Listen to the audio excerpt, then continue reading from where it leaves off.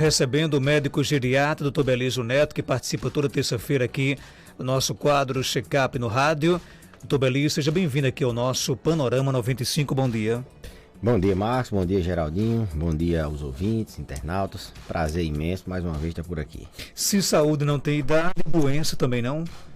Não. Idade é uma coisa que a gente tem que ter algumas reflexões, né? Para a Constituição, a idade serve, né? Mas a gente tem que entender que doença não tem idade, por exemplo, você bem disse aí. Doença, ela tem paciente, ela tem perfil de pessoa. Tem gente jovem e que tem criança que tem doença. As pessoas têm esse mito de achar que a velhice é uma doença, e isso não é verdade, né? Velhice também não tem idade. A gente considera idoso, a pessoa acima de 60 anos, mas a idade cronológica, essa que tem na idade, é só um parâmetro para a gente considerar uma pessoa velha, uma pessoa idosa. Existem pessoas que têm uma idade, na identidade, até menor, 40, 50 anos, mas que têm uma idade biológica muito maior. Tem 70, 80, 90 anos. Tem um físico de mais idade. Não só a pele, a gente vê muita questão, ele está muito acabado, está muito envelhecido, pensando na pele. Mas outros órgãos, pessoas com muitas doenças, pessoas que têm uma saúde física de um velho. Então, velhice também não tem idade, tem um pensamento de idoso, tem o lado psíquico envelhecido, tem um lado social envelhecido, aquelas pessoas que já se acham uma pessoa que não tem necessidade de se socializar. Então, Marcos, é um mito que vem entrando em debate mundialmente, em virtude do Organização Mundial de Saúde querer colocar um código para velhice, considerando que velhice seria uma doença. E, na verdade, dificilmente os idosos eles têm uma doença, eles têm síndromes ocasionadas por diversos fatores. E o paciente, William Osler, ele costumava dizer, muito mais importante, que foi um dos grandes criadores da medicina moderna, grandes pensadores. Ele dizia que muito mais importante do que você saber a doença do paciente é você saber o paciente que tem a doença. Então, você conhecer o perfil de paciente. Vamos exemplificar aqui, Marcos Dantas, vamos supor, tem 80 anos, Geraldinho tem 80 anos. Marcos Dantas tem hipertensão, diabetes, esquece e tem uma dor na coluna. Geraldinho também. Tem isso, tem aquilo. Só que Marcos Dantas tem uma limitação para andar muito grande, quase não levanta, tem uma dependência para algumas atividades.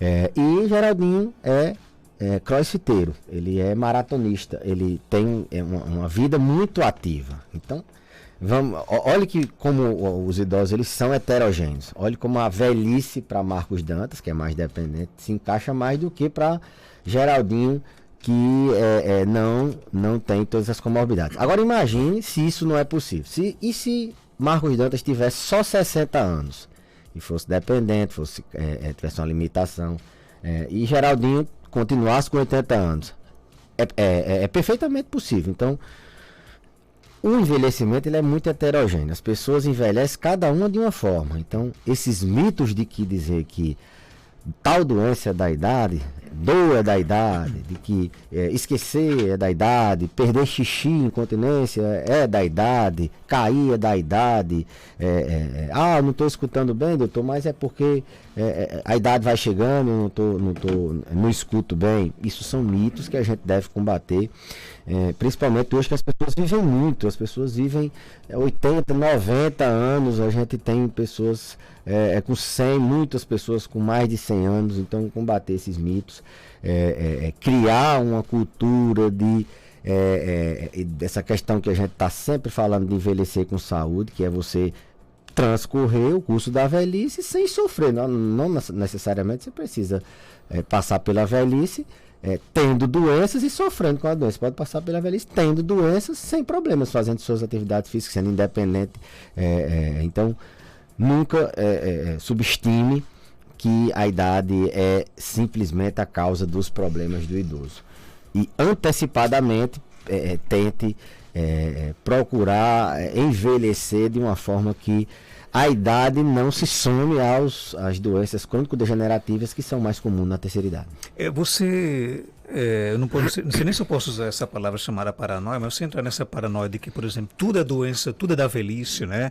Isso pode trazer muito mal para a pessoa? Muito mal. Retarda muito alguns diagnósticos. Retarda muitas vezes a família levar o paciente, porque a gente sabe da limitação que os idosos têm de se locomover. Eles, quando querem se consultar, querem ir para algum evento, querem fazer um exame, eles, na grande maioria das vezes, eles precisam da família, precisam de alguém para levá-los, né?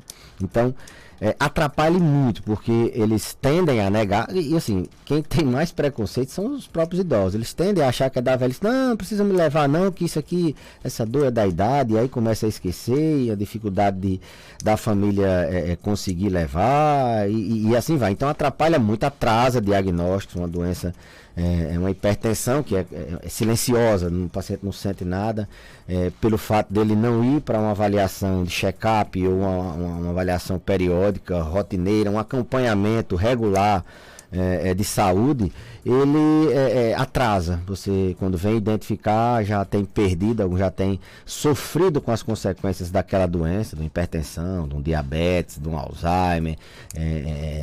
Você na consulta detecta um sono, muitas vezes ele, pelo fato de achar que idoso não dorme bem, ele não relata para a família.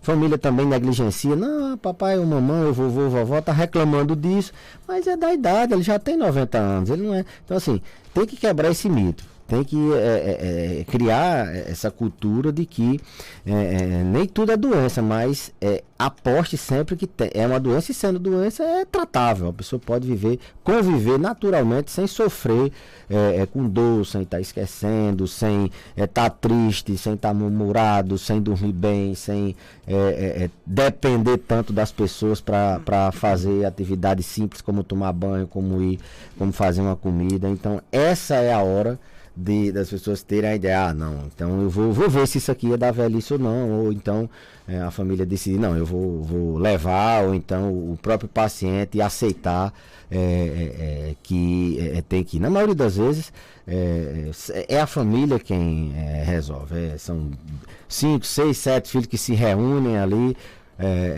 e organizam a logística para levar, muitas vezes dividem ali o valor do transporte, o valor da consulta, dos exames, e famílias organizadas naturalmente que isso acontece, mas o mito atrapalha muito, atrasa, retarda, subdiagnostica, que às vezes o problema se torna muito maior. Ouvi fazer uma pergunta aqui bem interessante, né? Uma pessoa de 50 anos de idade, ela pode se consultar com um geriatra só para prevenir? Claro que sim. O geriatra é o médico especialista em envelhecimento. Então, 50 anos ela está muito mais próximo de envelhecer do que uma pessoa de 30, de 40. Possa ser que faça uma avaliação, a gente faça um planejamento para ela viver os próximos 5 anos e aí criar uma rotina de mudança de hábitos, detectar alguma coisa que ali esteja alterada, já fazer alguma intervenção, e ela só precisa voltar com 5 anos.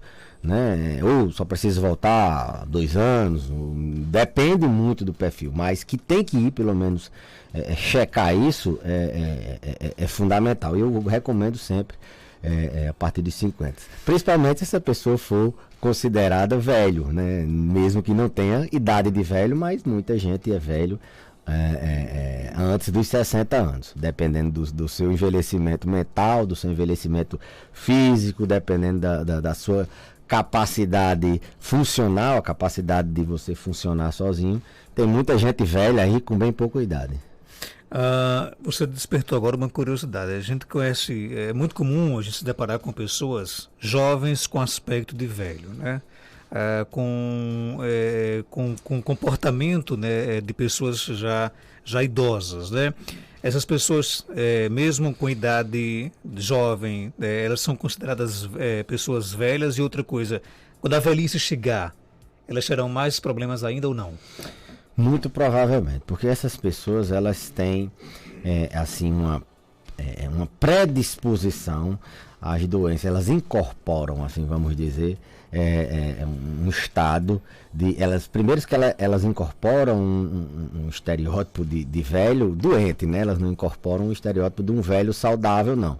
De uma pessoa que tem aí 80, 90 anos, mas ainda corre, ainda é independente, lúcido, não. Elas incorporam esse estado mais que o nosso ocidente aqui tem essa imagem do velho. Então essa pessoa, logicamente, ela está doente, né?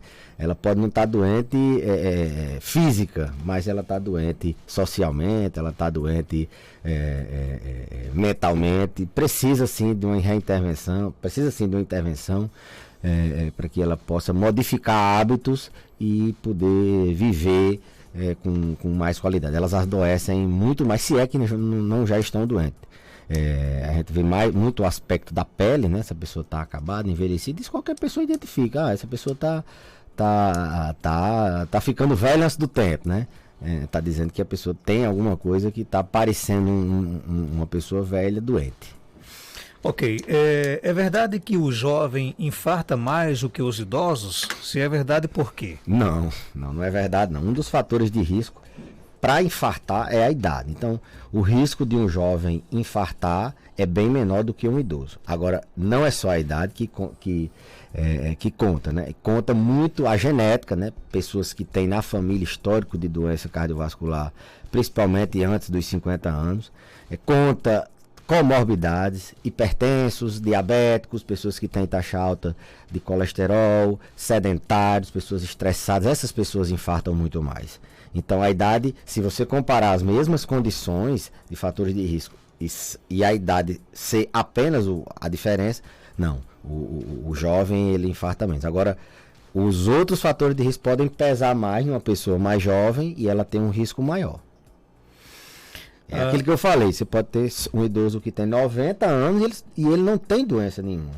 E tem uma pessoa com 50, mas como eu disse, é hipertensa, sedentária, tem uma genética na família, taxa alta. Essa pessoa mais nova tem um risco maior de infartar, tem um risco muito maior de infartar do que essa de 90. Lembrar que nunca levar em consideração para tudo, não só para decidir uma cirurgia, não só para decidir qualquer coisa, que a idade cronológica, a da carteira de identidade, ela é a que Deus deu, né, assim vamos dizer, ela é importante, sim, para você tomar, mas não é só ela importante. A capacidade funcional, a independência, a autonomia do indivíduo, estimativa de vida nos próximos anos é muito maior, é muito mais importante. Doutor Belísio, minha mãe tem 59 anos de idade. Ela sente muita cãibra na barriga, na cabeça, tem hérnia de disco. É preocupante? Cãibra, dor na barriga, ela tem uma sintomatologia de dor, né? Cãibra é dor na barriga é dor, hérnia de disco é dor, ela tem uma sintomatologia de dor numa faixa de transição, né? Aí de 55, 60 anos, a mulher, um dos marcos do envelhecimento dela é a menopausa, né? Ela quando entra na menopausa, aí 45, 55 anos, ela já começa a perceber que o organismo já não é mais o mesmo de antes. Logicamente existem outros marcos, mas a mulher, isso é um marco importante, ela já começa a se preparar para o envelhecimento. Então, ela já tem doenças que são mais comuns nas pessoas idosas, dor lombar, hérnia de disco, como ela falou, cãibra, muito comum em pessoas que têm doenças circulatórias nas pernas, pessoas que tomam remédios que causam cãibras, geralmente remédio para pressão. Então, isso é doença, isso tem que ser acompanhado. Bom dia, tenho 40 anos, sou muito esquecida, é normal, chega ao ponto de o que eu converso agora, com alguns minutos depois não lembro mais. Não é normal não.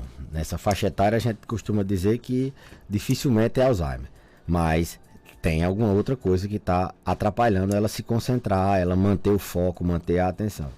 Ou insônia, ou algum medicamento que ela tome, até mesmo para insônia, dá esse tipo de esquecimento, aqueles remédios de tarja azul, ou transtorno de ansiedade, pessoas que estão com a cabeça pensando no amanhã sempre, nunca está pensando no agora, está aqui fazendo alguma coisa, contando às vezes até uma história, mas preocupada com o futuro, com alguma coisa que vai acontecer, ela naturalmente ela não se concentra, ela esquece.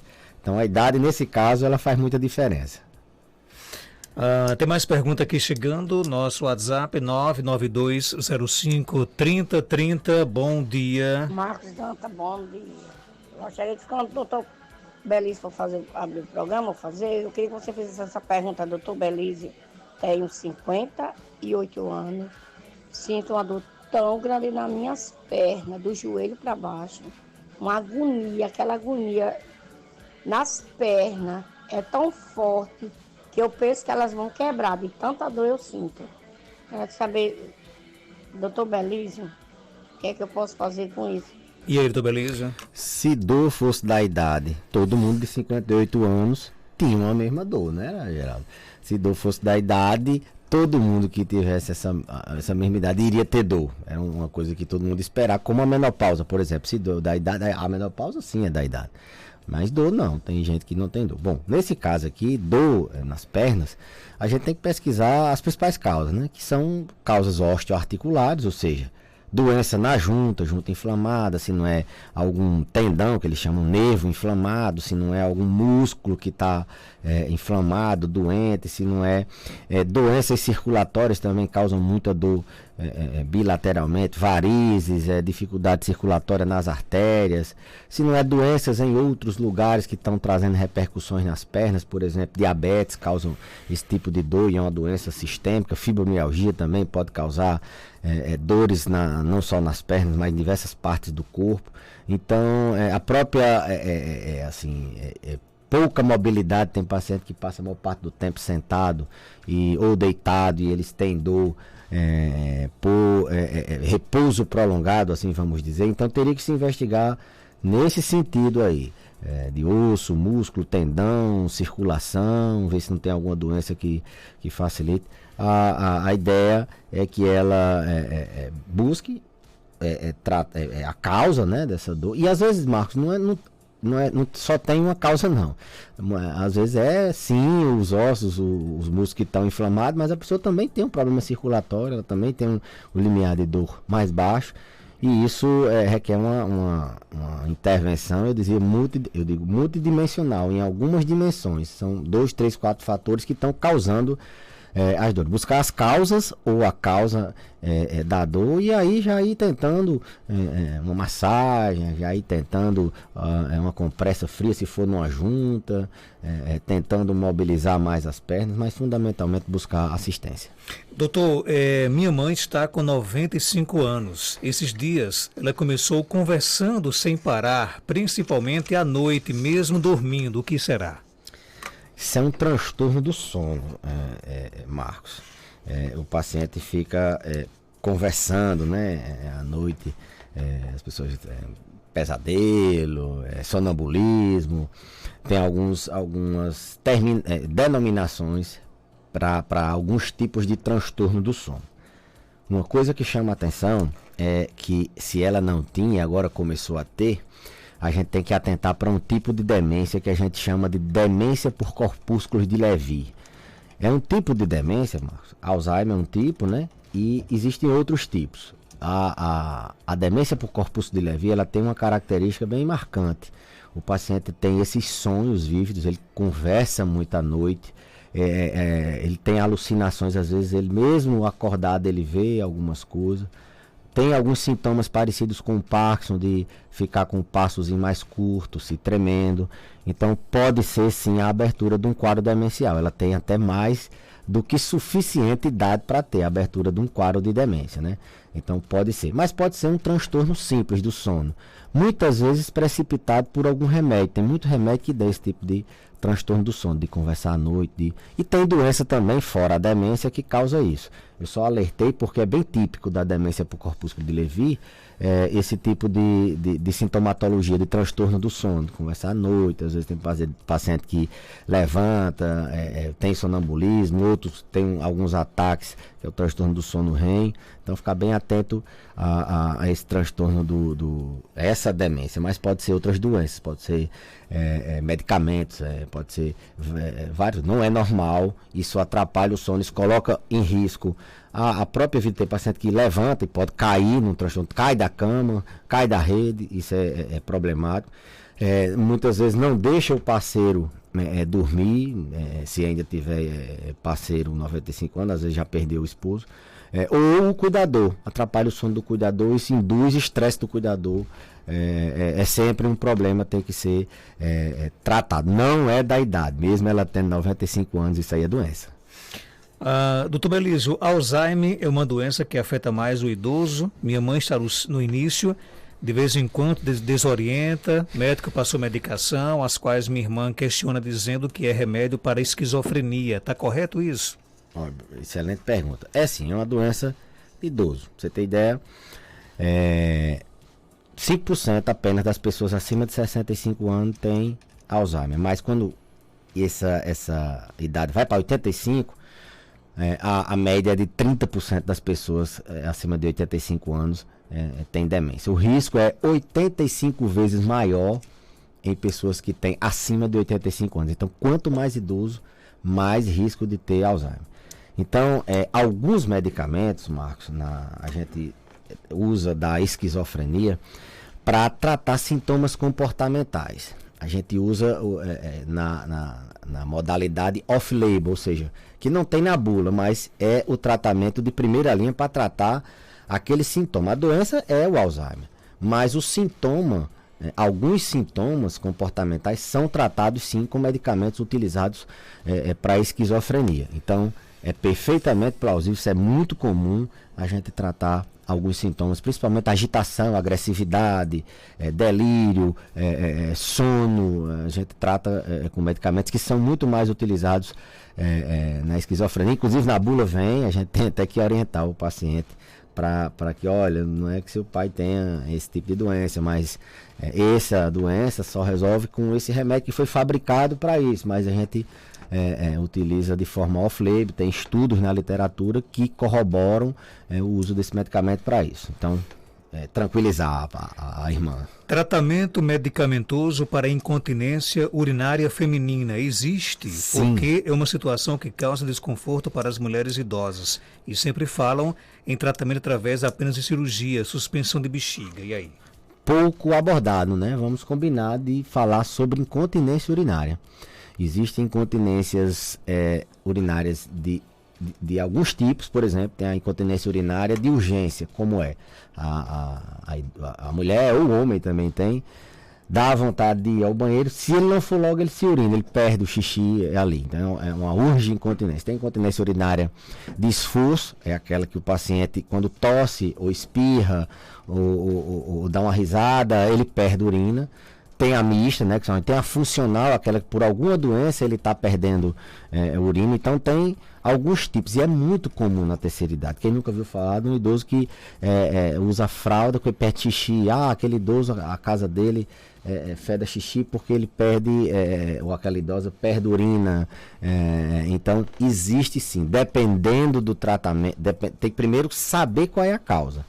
Dependendo da causa, tem sim tratamento medicamentoso, tem tratamento fisioterapêutico e outros tipos, alguns tipos de incontinência, existe o tratamento cirúrgico. Não necessariamente toda incontinência tem que ser abordada com cirurgia, não. Doutor Belísio, obrigado pela sua participação. Até terça-feira, se Deus quiser. Eu que agradeço, Marcos, e até a próxima terça-feira. Eu queria 5 segundinhos aqui para mandar os parabéns para a turma lá da academia da Nordeste Fight, que ganhou, uma academia de jiu-jitsu, que eu treino, faço parte. Foram para Mossoró, 4 atletas nossos. Foram campeões todos os 4, né? Baixinho, trabalha aí na Vitaquero. Bebê, né, que lá no Valfredo, Matheus, torneiro, Matheus King, e Daniel, que é mototáxi. A turma com um esforço danado foram e representaram Caicó. Os 4 foram campeões. Bacana, então. Baixinho, Daniel. Matheus King Kong e Bebê. O King Kong deve ser um fortão, King Kong é grandão e é lutador de MMA também. Bacana, abraço para essa turma aí, viu? Um abraço e parabéns. Abraço aí que o nosso amigo Isaac colocou o seguinte: o Botafogo estava me deixando velho, né? Mas agora com as vitórias está deixando eu voltar a viver de novo, né? Tá me deixando novo de novo. Não sabia que o Botafogo era bom para Botafogo e Vasco, né? Esse final de semana ganharam, né? Então estão todos rejuvenescidos. A gente é que tá ficando velho, né, com aquele empate. Vamos ver se a gente renova amanhã. Vai ter Libertadores aí, né? O Marco tá gaguejando. O foco é Libertadores, né? Certeza. 7h44, volto já para conversar com a turma do Abrigo de Idosos, professor Pedro Gugel, né, sobre algumas ações que o Abrigo está